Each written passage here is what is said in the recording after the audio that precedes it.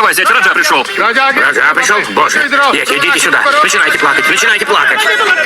Он уже висит. Что ты делаешь? Что ты делаешь? Молчите, молчите. Да что ты делаешь?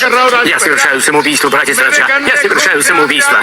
Чтобы вы не испачкали свои руки моей грязной кровью. Но я не бесчестный, братец Раджа. Ну чё, Биджи, почему вы так поступаете? Что мне сказать, братец Раджа? Вы дали мне деньги, я на них купил кур, реализовал их на рынке. Но этот мерзавец-продавец исчез с деньгами. Ну он, молчи. Ну он, молчи. Когда старшие говорят молчи, не можешь молчать? Да, продавец с деньгами, сейчас что дальше? Потом я взял драгоценности у жены и отдал под залог. Но драгоценности сестры. Молчи. Но они... Молчи. Драгоценности невестки отданы под залог. Да-да. А ты тут нокаешь. И так дальше. Я уже ехал к вам с деньгами. Так. Меня ограбили разбойники. Разбойники? Молчи. Но это все. Да молчи ты. Продавец исчез с деньгами. У невестки заложены драгоценности. Разбойники напали. Сплошная трагедия. А ты тут сливаешь разговор. Что дальше? Теперь у меня не осталось денег даже купить себе яд.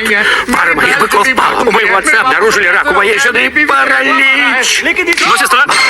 Но сестра-то... Молчать. Моя дочь живет у родителей мужа. Они угрожают мне, что если я не дам приданного, они сожгут ее. Теперь я ничего не могу сделать. Мне осталось только умереть, иначе я стану террористом. Иначе я кого-нибудь убью. Нет, брат, нет, встань прямо. Встань прямо. Сделаем так. Возьми эти деньги, положи в карман. Если есть жизнь, то есть все, иначе все. Но сейчас же я ничего не сказал. Я знал, что ты что-нибудь скажешь, поэтому я дал тебе авансом. Ну хорошо, брат, я пойду. Береги себя. Не делай ничего подобного. У тебя есть дети, друг. Братец Раджа, вы такой великодушный. Возьми деньги. Купи курицу и приготовь.